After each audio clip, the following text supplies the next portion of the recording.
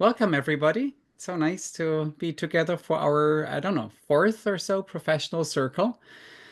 And I'll hand it over in a second to Nate, who will lead us today. And I'll also let Nate say a few things about his background and what is relevant about it for our time here. I just wanted to say I met Nate last year at a conference, Compassion 2 in San Francisco. And I look back at my notes and I actually wrote many notes after or through Nate's presentation. One of the things I really love about your work, Nate, is how it upholds, like, I don't know, lofty, high aims we have with conscious business. And it makes it very practical and approachable. Like I had actual action items on my things that I wanted to do differently in my work in leadership in the organization where I'm an executive. And I really love that it's just not just like well aimed and high spirited, but really very practical. So I look forward to taking more notes today, um, and pass it over to you. Thank you for being here and doing this for us. You're welcome. Thank you. It's great to see all your faces and to just feel the warmth and to feel the connection uh, of a community like this is wonderful. Thanks for hosting these. Actually, yesterday I referred someone. I met a new entrepreneur who, as I started to hear her story, I thought, man, I know her community. She needs a community, and it was this one. So hopefully, she'll be reaching out to you all about that. She's doing some really neat work in neuro change and leadership. So, um, well, great. A little bit, I guess maybe I should tell you a little bit about myself with a picture. I'm going to share my screen here, see if I can get this going. Um, and I have this weird glitch on my Mac that I haven't figured out yet. That when I play the slideshow, I can't see my mouse, and I'm just flying. It's like I'm flying dark with no radar. So, is it okay with you if I just keep it like this with the slides on the side? Totally. Great, great, great. So this is a picture of me when I was probably one. And this is in Africa, in Zaire, which is was called the Democratic Republic of Congo. And this was in the late 1960s. And I love to play with dirt. So if I ever hit it big or got some big inheritance, I would probably just retire and go play with dirt and get earth moving equipment and move it around all day just for fun. That's what I want for my birthday present. That was a pretty idyllic life, being the son of a missionary kid in Africa, until I went to high school in Botswana. And that was in the 80s. And in the early 80s, and Botswana was the only functioning Black democracy in Africa, the only one. And it was bordering South Africa, where apartheid was the regime. Nelson Mandela was in prison in Robben Island.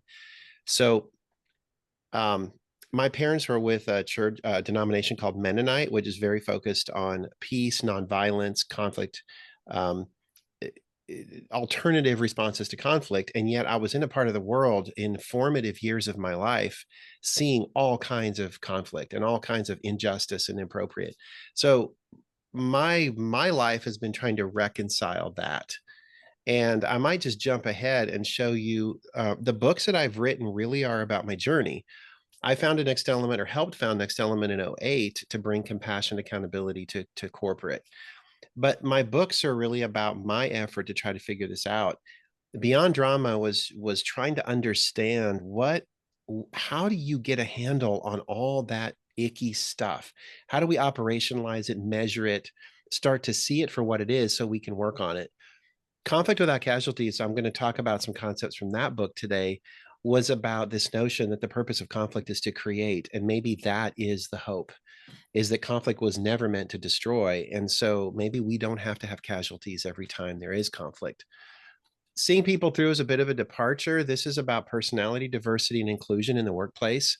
I don't think that angle of diversity has gotten enough attention, so that's what that's about.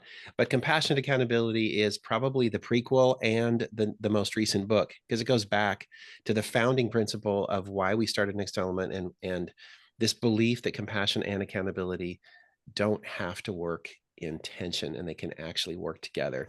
And again, to me, that's a very hopeful message because of what we're dealing with every day, and the ways we try to struggle with that energy. Here's what I want to talk about today. Oh, I should say also, I'm a repurposed psychologist. I used to say I'm in recovery, but not anymore because I don't want to dog psychology. I'm repurposed.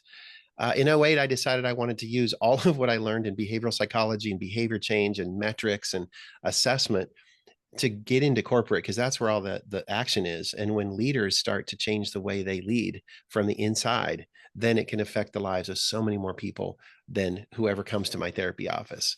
Um, so today we're going to look at this notion of compassion and accountability mashed together, and how does that relate to conversations that we have to have around this? How do we talk about when there's gaps between what we want and what we're experiencing, when behavior is not what we want, performance isn't where we want it?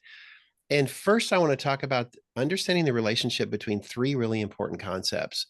And those are um, accountability, responsibility, and ownership. Really big words. And I think sometimes we throw them around without recognizing how they're related and how they're different.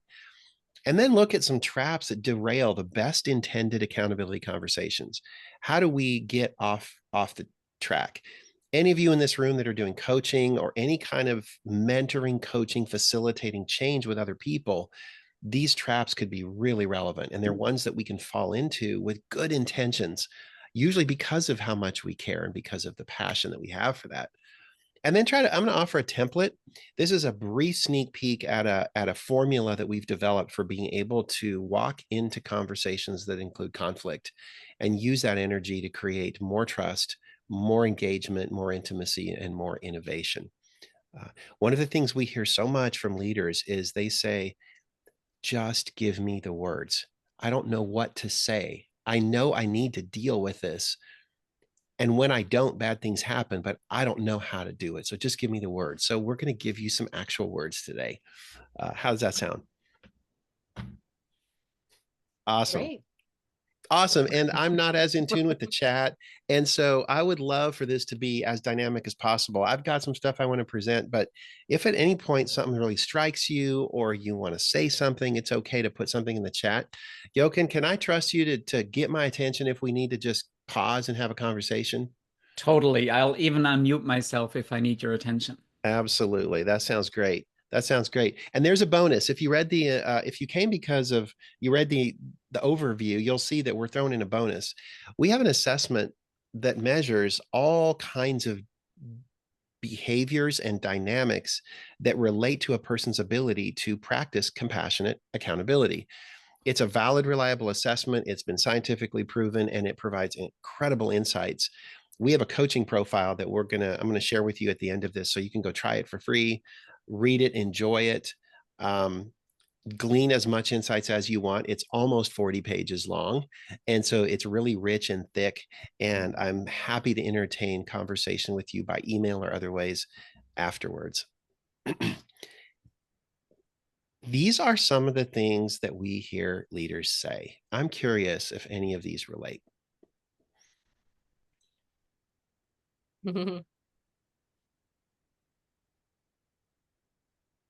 Yes.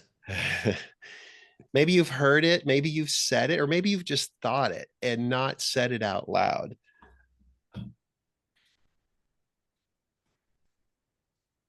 That last one is kind of relevant for me with children. We're empty nesters now, but growing up, I don't know how many times I went to my wife and I said, "Hey, I'm just practicing tough love." And when I say that, there's an element of guilt or shame behind it. Like, I just did something I'm not real proud of, and I somehow have to make it okay, or I have to describe that I had to choose. And what's behind every one of these statements is it implies that there was a bind, there was a conflict, there was some choice I felt I had to make. And it wasn't a choice I wanted to make. And I'm not even proud of the choice I made, but I somehow have to make it okay. And that represents this, what we've seen as one of the biggest barriers to flourishing is this human tendency to view compassion and accountability as opposites, like somehow they work against each other. Preserve the relationship at the expense of results, or get results but leave a trail of bodies behind. And people then have to say, well, I had to choose. And we've noticed we do a lot of work with personality science. We've noticed that personality is one of the biggest drivers of which direction someone will go. When we feel that pull, everyone makes a choice. Everyone's going to lean one way or the other. And that's strongly influenced by personality, upbringing, past role models. Kilman's conflict styles, maybe you're familiar with those. If you look at those styles, every one of them will show a tendency to lean one way or the other when the going gets tough. So let's launch a poll. No, actually, not a poll. This is more in the chat. A poll's coming. Just, I'm curious if you've seen situations where you see leaders, or maybe you felt caught in the middle between this, and what does that struggle look like for you? What are some, you just, brief snippets, or maybe some scenarios you want to type in the chat so we can kind of all see what we're struggling with? Yeah. Yeah. Thanks, Julia. Yeah. Giving tough feedback.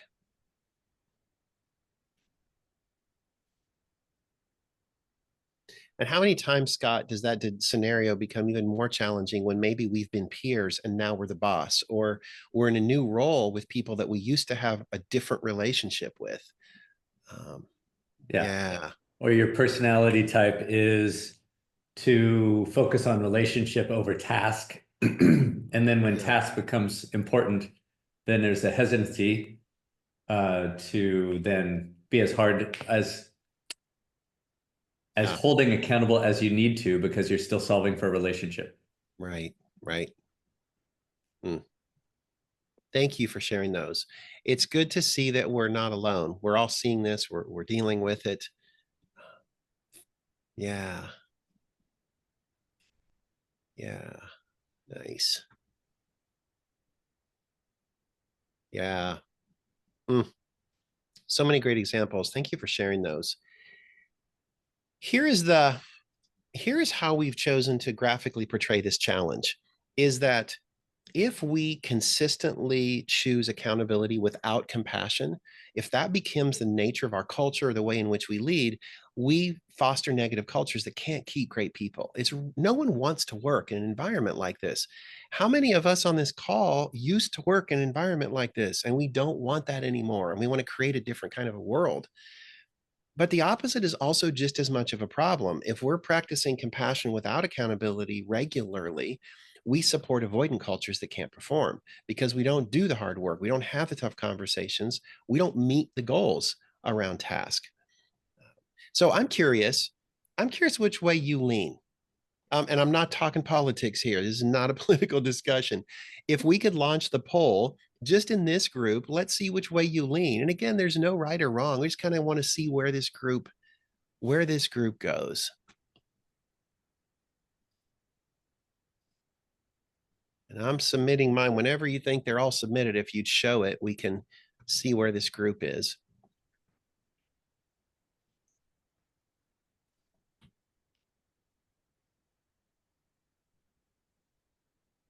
With a lot of polls too, what I'm noticing is a gap between the way I want to show up and the way I tend to show up. Yeah. Okay. Well, in this group, it seems like the majority would say I tend towards more compassionless accountability. Probably not surprising given the nature of why we're all here, right? We're trying to create more conscious, more compassionate workplaces, care deeply about the people that we work with. Wonderful. Well, let's take a look at what these cultures look like. So if we dive deeper into cultures or leadership styles that tend to practice compassion without accountability, here's what it looks like. They tend to believe that empathy and support are enough. If we just love more, people will change. They will do what we want. I spent 11 years working with victims of domestic violence, and I have yet to see a victim love a perpetrator into changing. It just doesn't happen. Accountability has to be part of the conversation. They don't have difficult conversations. We compromise our own boundaries to keep the peace, and we don't execute proper consequences. We hedge on those things.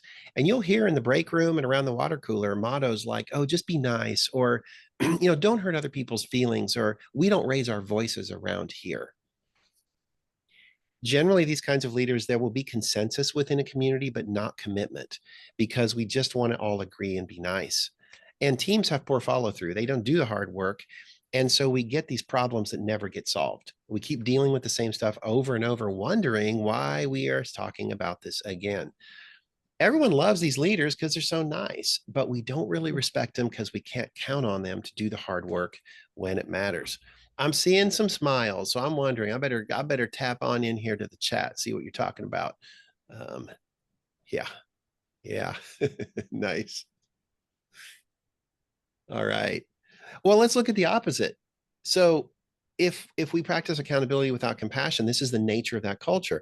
They believe rules and consequences are enough. If you don't get what you want, just up the consequence. Just reinforce the rules. Get tougher.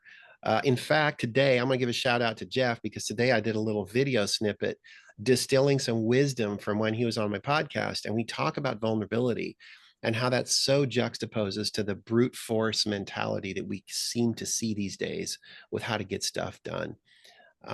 These folks will tend to use threats and passive aggressive tactics to get what they want. They have all the answers, and the mottos they live by are things like failure's not an option, or don't show weakness, or do it because I said so.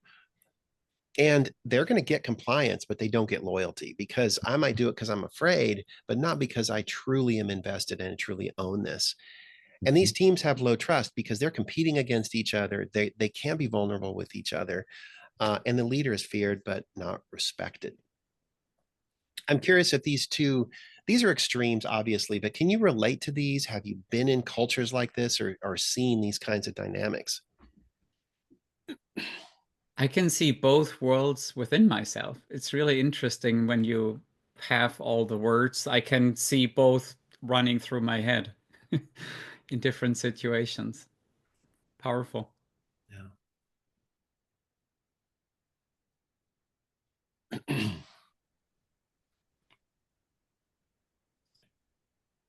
So one of the things that we care deeply about at Next Element is operationalizing squishy stuff. Like drama. Drama is more than just a pit in your stomach or teenagers going at it on social media. Drama is a real thing, and it's a dynamic that can be operationalized and measured. Here's our working definition of drama.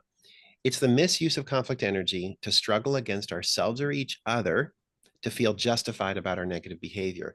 There's three critical parts here that we can break down. Drama is the misuse of conflict energy. We see conflict as not good or bad, but simply the energy in the gap between what we want and what we're experiencing. It could be as simple as, I want to be to work by 8 o'clock and I'm experiencing a super long line at Starbucks. And therefore, there's a gap.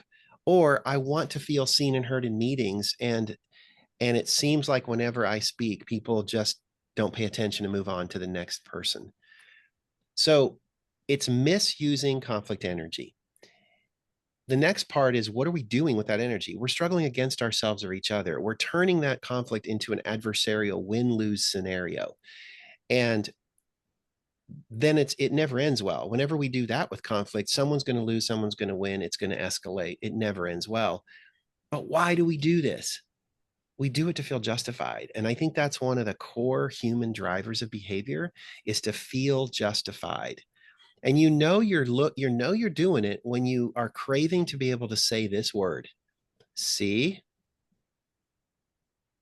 When you can say, see, you just got justified, because after that follows something like, I knew you couldn't do it, or see, nobody loves me, or see, they always say that. And so it's an attempt to prove our view of the world. And we have to feel justified because what we're doing is clearly not positive or healthy. So we have to justify our negative behavior. So that's the definition of drama. I'd love to just get your reactions to this. Nate, that makes a lot of sense to me. And maybe could you give the alternative of, okay, I'm late or I want to get to work and there's a long Starbucks line? Yeah. The actually going to talk about how to do that here in a little bit. Compassionate accountability, I think, is the antidote, because compassionate accountability properly uses the energy of conflict to struggle with other people to be effective and achieve better outcomes. So you can basically just take the opposite of each thing in this sentence. So a compassion accountability response would be, first, how am I feeling and experiencing in this situation? What are my options? And then what am I responsible for in this moment? Does that help? Yes. And could you say those three things again?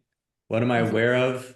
What am I? How am I experiencing what's going on right now? So getting in touch with my emotions, my feelings, my physical space. Then then I go to my head and I assess, what are my options? How do I understand the situation? And then the last question is, what am I responsible for right now? Because no matter what happened before, I am 100% responsible for what I do next. Thank you. That's great. Do you have tips for remembering that in the moment when you're mad?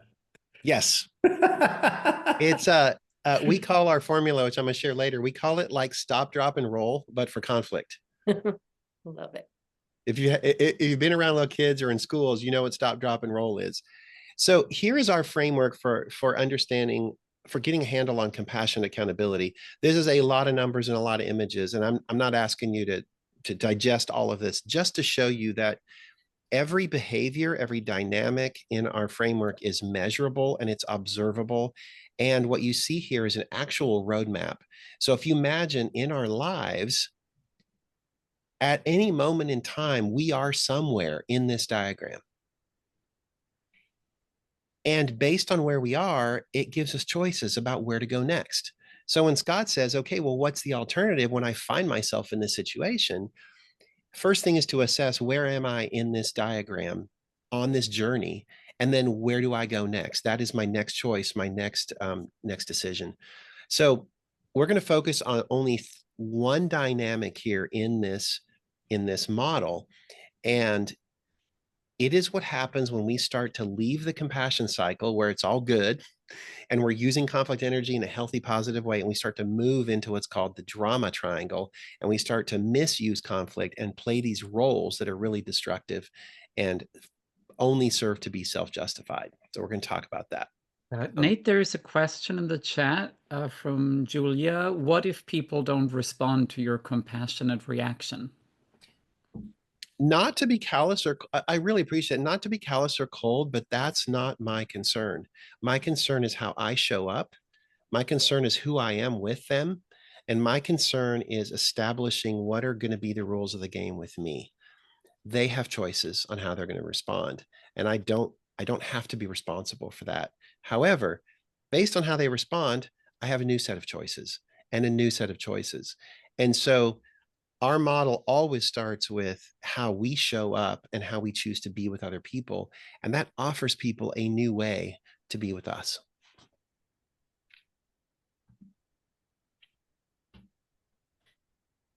So we're going to zone in on a very small a portion of this.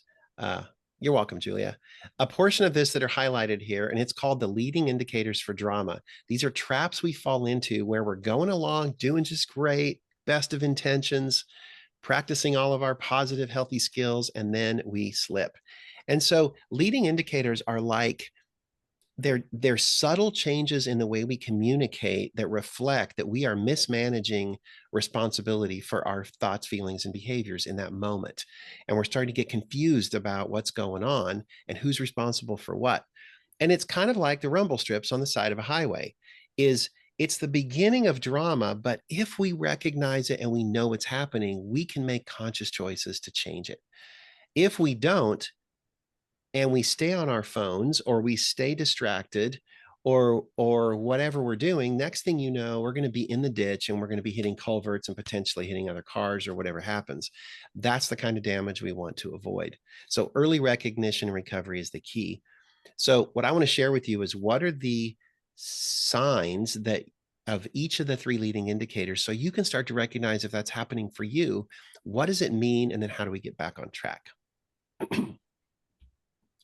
There are three leading indicators, and we call them giving in, giving unsolicited advice, and giving ultimatums. They all start with the word give, because we believe that there are intentions behind it, even if we're not aware.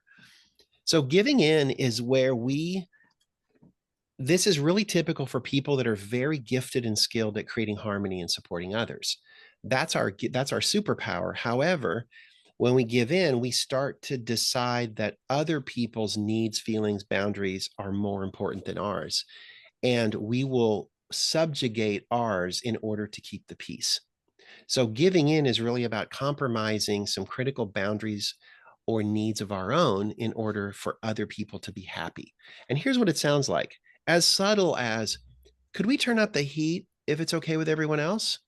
Notice that last statement is the giving in part where you're saying, I'm cold. I would like the heat turned up, but my comfort is not as important as the peace in this room.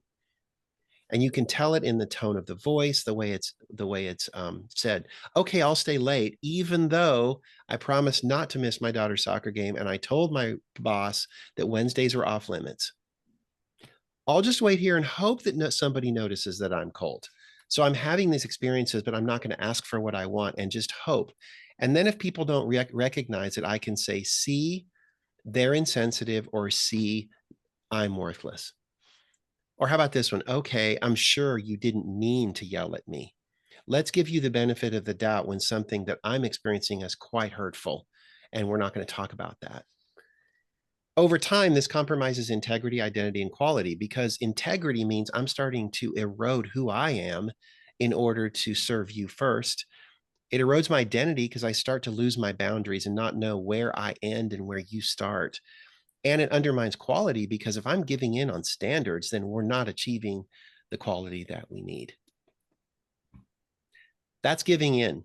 And again, it's very, it's based on conflict styles. It's based on personality. People that are very much harmony based, want relationships, very compassionate by nature, will tend to give in, and they will tend to keep the peace at the expense of themselves.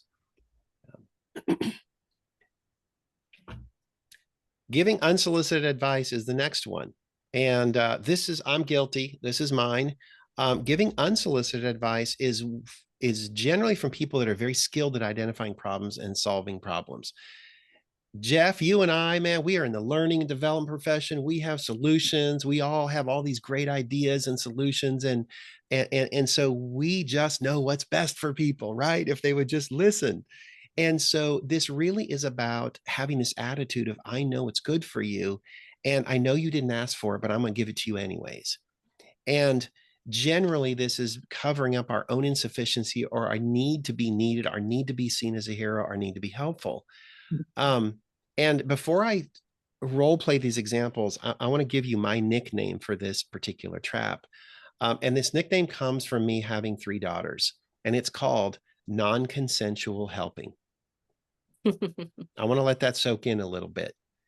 Non-consensual helping, that is not a word that I use lightly. But when my daughters were growing up and they were meeting boys and girls and hanging out together and spending time alone, this was a very important conversation for us, is consent is everything.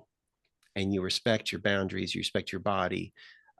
Nobody can do something to you or for you without your consent.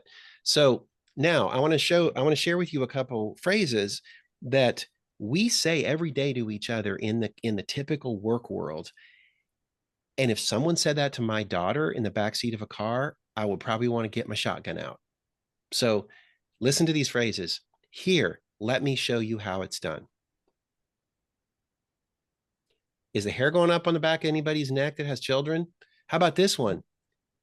Trust me, I know what I'm doing. And even worse, you're going to thank me later. We say these to other adults every single day with good intentions that we want to help. But when we're doing this, we are undermining self-determination, boundaries, integrity, capability. And we're saying, let me do the work and thinking for you because you're not capable. That's not the intent, but that's usually the impact. So this is a pretty important one. And this one, generally, people in the helping professions and people in the training and development professions tend to score really high on this. But let's go to the result is it compromises agency, obviously. Innovation suffers because I learned to just have you come tell me what I'm doing right or wrong and what I need to do. I don't take healthy risks, and engagement goes down. I was talking to Amy Edmondson the other day about this and about failure and how failure becomes intelligent and productive. And this is so critical, that we create these places where people can struggle together and fail safely and productively. And we can't get in the way of that. And we also have to support it. It's a delicate balance. Nate, before you continue, there was a question from Sure. Nick. Yeah. Thank you. Do you want to read it? Shall I read it? Yeah, go ahead. Question. One of my assumptions here is that the way you do one thing is the way you do anything. Is this kind of behavior in the workplace a product of people not doing their own work to heal from childhood attachment issues? Yeah, that's a big question. I've heard that mantra before, or that motto, and I think it can come from a lot of things. It can come from a sense of, I just need predictability and safety. It could come from just the comfort of routines, or it just could come from fear of failure. If I try something new or do it a different way and it doesn't work, then that's going to be bad. So could be a lot of different reasons. Jeff says, I like what Marshall Goldsmith has to say. Where would that happen? I may provide unsolicited input, which will make your project better, but your management. Yes. Yes. We're getting ready to do a webinar here coming up about how to build trust for leaders. And we're going to suggest 3 questions that every leader should ask their employees. And one of the questions goes like this: after an interaction with me, do you feel more or less capable than you did before? It's a pretty basic question. And if you can find people that will give you an honest answer, we can learn so much from that. And then the follow-up question is, I'd love to know what I'm doing that supports your answer and what I could do differently. Those are great. Hey, I sense that you're going to move on, but are you going to give us here's how to do this better, or right? Yes. Okay. I am. Okay. So giving ultimatums now is the third trap. And giving ultimatums is where we start to get desperate. And so instead of being persistent, we start to put people on the line. And the most classic ultimatum in the history of movies is, go ahead, make my day. And this is a scenario where the good guy is trapped, doesn't know what to do. And so he artificially creates a scenario where he doesn't have to be responsible for killing the guy. And how often do we set up scenarios where now we can make it your problem that I'm not getting what I want, or we can make it your fault that I don't know how to lead and influence you? And so these are where we say things like, well, that's the last time I trust you, or I don't know how much longer I can cover for you in meetings. Like, what are you saying? Or you will stop talking to me like that. Like, oh my, now it's a throwdown. And what this does is it compromises psychological safety and trust and morale, because nobody wants to be threatened or passive aggressively shamed into getting what they want. So I want to share with you an example of a nurse manager that felt trapped. And this nurse manager, right now, healthcare is so hard, keeping good nurses, keeping good people. This nurse manager was dealing with the ER department and couldn't keep good nurses, had this new nurse that was really struggling. And to the point where she was concerned that there could be a safety issue or a risk issue if she didn't intervene. But if she intervened, she was concerned this nurse would be like, I don't have to work here. I don't have to deal with this. I'm out of here. And she would lose another good person. So here are some options that she considered.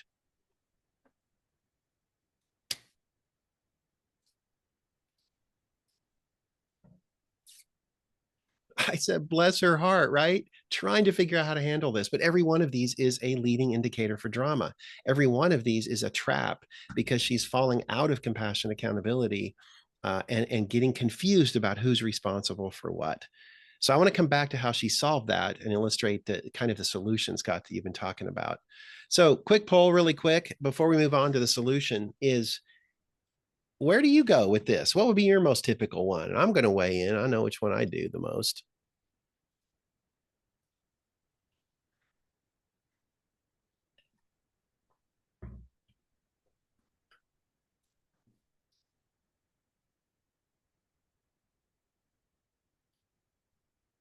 Exactly, Marion. That sums it up real nice. All right, giving in solicited advice. Okay, great. So a little smattering there, a few ultimatums in the room. That's my backup. If unsolicited advice doesn't work, then I go to ultimatum, say, fine, I tried to help you, so don't come to me when you fail. All right. Thank you for weighing in. So Doug Conant, I love him. I had him on my podcast, and he's the guy that turned around a failing Campbell Soup company. And he came in with a mantra: be tenderhearted with people and tough-minded on standards. Maybe he's the father of compassion and accountability. I don't know, but he said it so well. And his whole point was the action is in the interaction. Every time we interact with people, we are making or breaking this dilemma. We know, you all have seen the research. You're probably more steeped in this than I am about how important these conversation skills, these communication skills are. And I want to go down to this third bullet point, just published. DDI published a leadership forecast they do every year. This is the first time in the history of their survey that trust in immediate supervisors was lower than trust in top leadership. Generally, people don't trust top leadership, but they'll trust their immediate supervisor a little more. Trust went from like 49% to like 25% in the last 2 years. It's really dropping.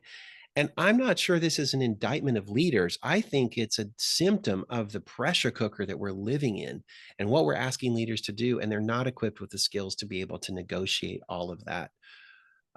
So let's talk about accountability, because this is one of the most important tasks that we need to do. These are more rhetorical questions about what have been your past experiences being on either end of the accountability conversation. And I'd like to invite you to just consider in your own heart or your own mind, you don't have to share it, is there an accountability conversation that you probably need to have, but you haven't yet? And let's carry that through here. So accountability is not the same as responsibility. Accountability is the scope or outcomes for which you must account. You must answer for them. But that might depend on other people's work.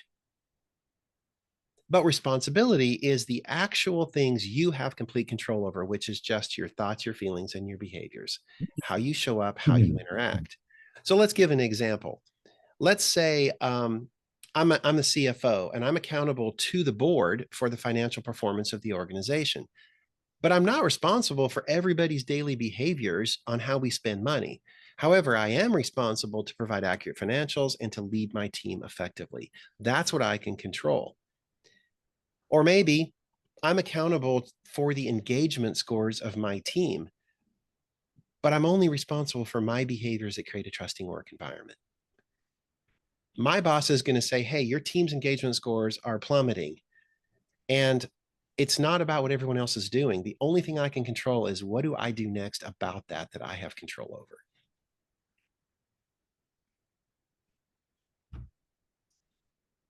So let's add ownership now. Ownership is a little harder to quantify or put on a job description, because ownership is really about my personal investment, how much I care about something. So we're existing in this three-way dilemma of I have things I'm accountable for, there's what I'm responsible for, and there's how much I care. And when you put those three things together, we can have a pretty challenging situation. So in that mix, compassion accountability is where we practice demonstrating that in these moments, people are valuable, capable, and responsible. And this is really critical because it's a mindset shift to say right now in this struggle, I'm valuable and you're valuable. I'm capable and you're capable. I'm responsible and you're responsible. Given that that's true, what is my next move? What is my next choice? And so if we look at what leadership means, this is my new favorite definition of leadership that I'm working on, is leaders get results through other people. That's the role of a leader. And before we were a leader, we just got results. But now we have to get results through other people. And so if that's true, the quality of the relationships with the people we lead is everything. It determines the quality of the results. So I'm responsible for my behaviors, thoughts, and feelings, and they influence your behaviors, thoughts, and feelings, and that's what gets the results. And so if we put these together, we can see that Compassionate accountability starts with building connection so that people can get results. And those two things happen together, not in opposition. Now, the more ownership I have, the higher the stakes. The more I care, the more tempting it is to fall into one of these traps and just go do it for you, or just tell you how to do it, or just take it on the chin and take one for the team because I don't want to deal with the conflict. So compassionate accountability conversations that keep this all really clear every time. How's that fitting so far? And then I'm going to start giving you the words. Let's do a formula for having these conversations.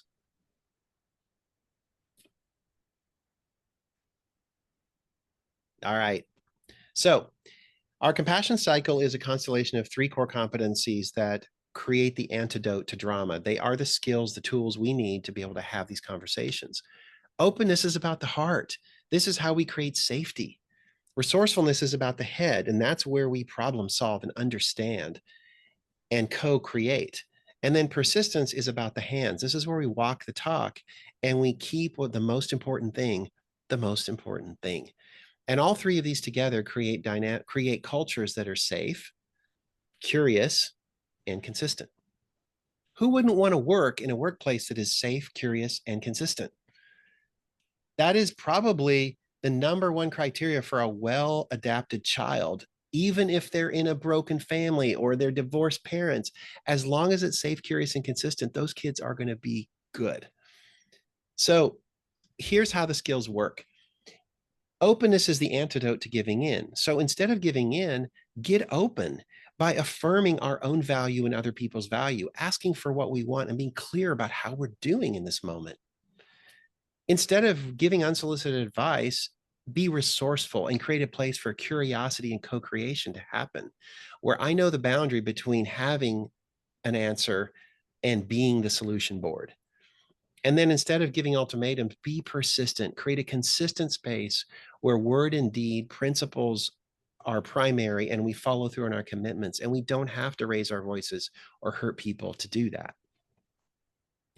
So when you put those together, we've experimented and researched hundreds of different permutations of this. And what we found is that all 3 of these skills are necessary, but not sufficient to do healthy conflict. And they have to be done in a particular order to work well. If you break the order or go backwards or skip a step, there are predictable consequences. So it's kind of like gravity. If you think about gravity, no one invented gravity. We just discovered and found the principles, and we uncovered the rules. You can pretend gravity doesn't apply to you, but it does.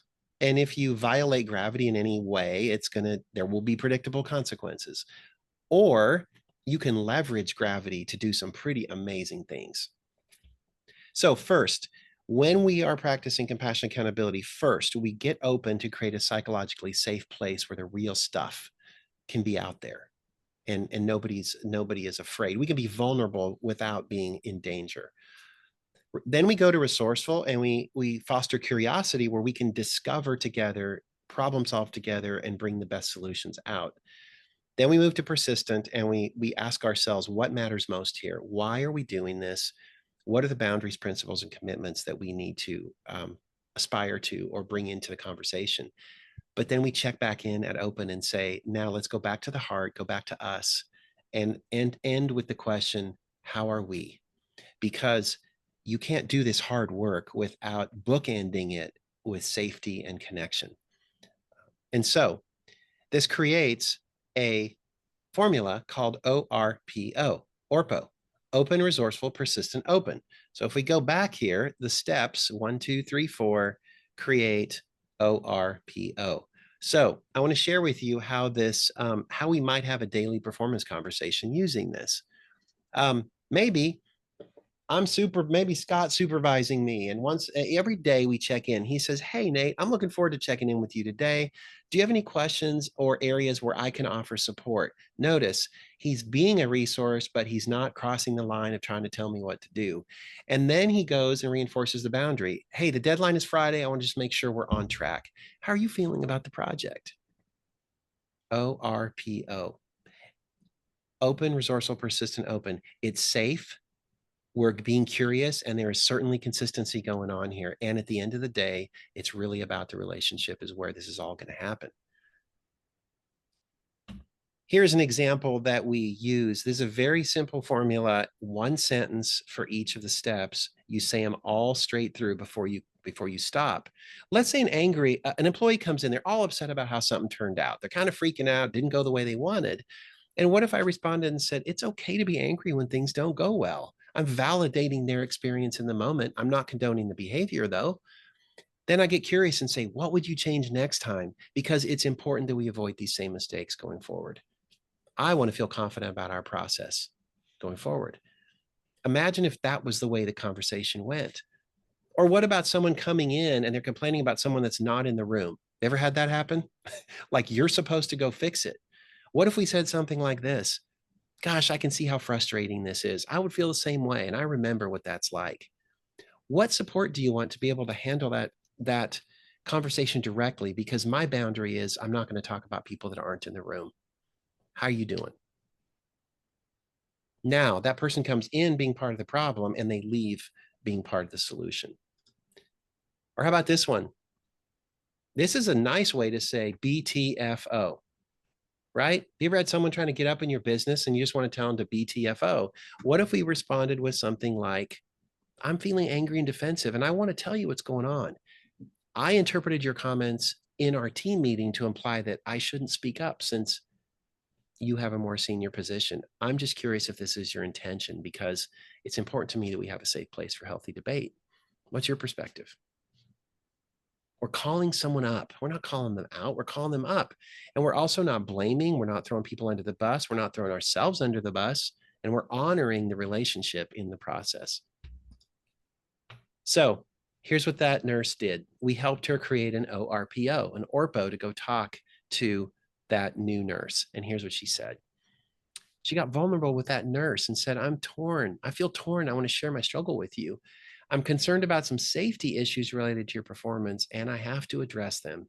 And I want you to be part of our team. That's my dilemma. It's critical that we get these fixed in order for you to stay employed here. That's a pretty critical consequence right there, but it's not a threat, not an ultimatum. And then she said, how are you feeling about the way things are going? Now, in this moment, that nurse manager was scared to death about what was going to happen because she didn't know. Is that nurse going to say, you can talk to the hand, I don't have to deal with this. There's other places I can go work. I can be a contract nurse and make 5 times as much and work half as much. But here's what happened. She told me afterwards, she said, I was terrified by starting a conversation by telling someone I felt angry. But with ORPO, it worked. The other person shared what they were struggling with. They said, actually, here's what I've been dealing with, but I felt ashamed and unsafe to tell you. And she shared it. They came to an understanding. They worked out a solution. And that nurse even gave a sincere apology and went on to improve her performance and became a real ambassador for the department. But this last sentence, I think, is the most powerful. This nurse manager said, after doing that, I feel more connected and inspired to support them instead of wanting them to fail.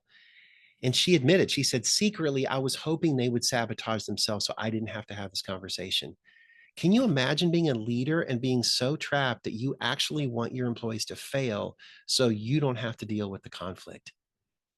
I'm not proud of that, but how often do we secretly feel that way? And she said, by doing this, I changed who I am.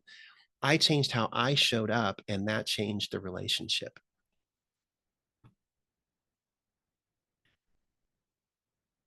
These are just examples of the words and how we can use them. And I want to just stop there. We have about 8 minutes left. I know somebody has to leave yet. I'm going to put up on the screen how to get this report, and then we can just have this up while we're having conversation. But if you would like to get your comprehensive insights report, it will show you your leading indicators. There's 3 on there, but you're going to get a whole bunch more stuff as well. The number I'm so excited about is what we call the Drama Resilience Index. And this basically, Jochen, you said that sometimes you've got the devil on one shoulder and the angel on the other. You know that feeling inside? Yeah, at least one on each shoulder. Oh, Yeah, at least usually one. more. As a choir. So the Drama Resilience Index is a measure of which one is winning today. It's a single number that will show you in your life today, how's that balance how's it going for you? No right or wrong answers, but we'll interpret that. So you can scan this and or go to the URL. I'll just leave this up here now while we have a conversation. What comments, questions, reactions? Nate, I see Tim Tim Van has Ness his here. hand raised. Oh, Yeah, thanks. Hi, hey, Tim Tim. Van Ness here. I had a question about a couple of the last examples of the ORPO thing, where it starts with, if I'm remembering this correctly, I feel torn and or I feel angry and defensive, and I want to share my struggle with you. I'm imagining that there's like a step there around contracting with the other person. Like, I feel torn or I feel angry and I want to share this with you. I almost feel like before going forward, I would almost want to get some agreement that they're even open to hearing that in the first place. Thank you. I'm curious about your perspective on that. Yes, thank you for that. The contracting conversation before you go further. I don't know. ORPO is a lot of things. One of them is it's a bid for connection. ORPO is also a reframing of the rules of the game on how I'm going to be. And so all four components are critical as part of the bid. And if I were to say I feel torn, I want to share it with you, and I wait for their permission or their consent, I am not taking responsibility for my okayness, because I don't need their consent or permission to tell them how I am.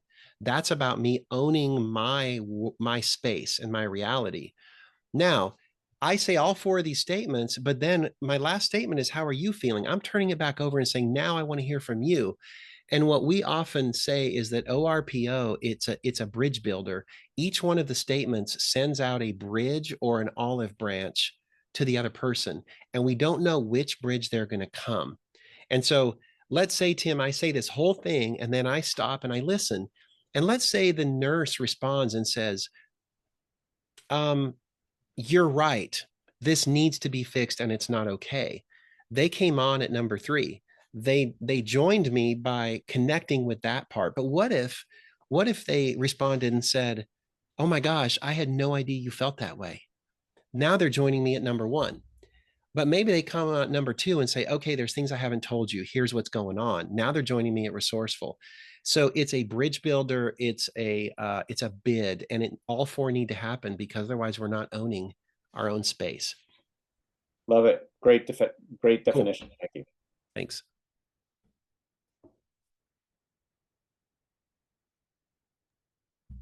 Nate, I'm sure that you have a lot of practice with this. How is this with your spouse or the toughest, like the people who know you best? Are you still able to navigate in this way? It's the hardest with the people we love the most and care about the most, because conflict is always, it's so scary. And it's because we care so much and because we have history. And yet I'm one of the biggest believers that assertive anger or healthy conflict is one of the last barriers to intimacy in a relationship. If we aren't doing it, if we don't know how to do it, if we're not trying it, we are not, there's still uncovered new amazing territory in our relationship. And so, yeah, I use ORPO, and it keeps me on the straight and narrow when I'm having conflict with my wife or my kids. They know exactly what I'm doing. They know it. They know the formula, and they know I'm doing it because I care and because I don't want to go into drama. Do you actually call it out with them? It's like, hey, I'm gonna do my thing. No, they know the formula because we talk about it. But like, Yeah. I have text strings. I go back to my text, and I try to do ORPO in a text. In fact, just this morning, my oldest daughter and her husband are having a baby this week. I know it's coming. I'm going to be grandpa for the first time, and he's going to be a father for the first time. And I did an ORPO this morning, reaching out to him, basically saying, I can only imagine all that's going on inside your heart and your head. I'm here for you if you want to talk. No advice, though. And remember, sorry. Sure. Being a father is the most important thing you'll ever do, but you don't have to do it perfectly. And then I ended with, I'm here for you. So ORPO. So that's just an example of in a text. And he wrote back with like 7 hearts. and a bunch of cool stuff, but it's just a bid. But I do all four, and he may not know, oh, this is ORPO, but he felt it. It's going to be safe, it's going to be curious, and it's going to be consistent with me. That's the kind of father-in-law I'm going to be for you. Well done. Nate, this was fantastic. Thank you so much. Thank you so much. You're welcome. Came You're off welcome. mute to hear, you can hear my applause. Oh, And can Laurel, I love put seeing it you in on the here. chat that the E word that's floating around so much in the news is efficiency. And I couldn't help, like, this is the true, what you're teaching today is the true, I know we're preaching to the choir, but the true route to those kinds of wonderful results. I call it short-term pain for long-term gain, because it really is hard, but we can get good at it. I mean, this is a tool. It seems so simple. It's just 4 steps, but it's kind of like playing a violin. I mean, anybody can make noise on a violin, but as we just practice, it starts to become a beautiful thing, and starts to become a routine for how we show up, how we talk to ourselves. I use Orpo as self-talk, to talk myself off cliffs, to get myself in a good space before I show up for my team or whatever, or just day-to-day conversations. Do you ever use the I mean, you're already just doing it naturally, but did you ever do the NVC, the nonviolent communication, like giraffe versus jackal, all that? I'm familiar with it. I'm familiar with quite a few different Yeah. conflict models. Yeah. One of the things I think what's unique about this one is it starts and ends with open. And that is really about psychological safety. And that's always starts first. And when a lot of the other models start at resourceful, and it just doesn't work. People are not open and curious until they feel safe. And so a model that starts at resourceful or starts at persistent just doesn't get the same kind of results. I want to make a plug. I feel heard. torn. And I want to share my struggle with you. We are at time, and I want to honor everybody's time. I think, Nate, can we get another session with you? That's between advice and request. Sure. I love to just do Orpos all day. It's like, what about this scenario? Lovely. What if they say this? How do we Orpo someone on Facebook when yeah. Let's do it. Let's right. have this as a recurring event. Thank you so much. Thanks everybody for joining in. And before we leave, I'll drop a link in the chat. We are launching the Leading with Compassion tomorrow. And since we talked about this wonderful topic today, join us all tomorrow. There will be a lot of traffic on LinkedIn and in the Changing Work Circle platform. We'd love to have you with us, and hope to see you all again very soon. Thank you again, everybody. Thank you, Nate. Thanks, Your everybody. grandchild is so lucky. I can't wait. I'm lucky. I feel lucky. Yeah. Awesome. All right. Thanks, everyone.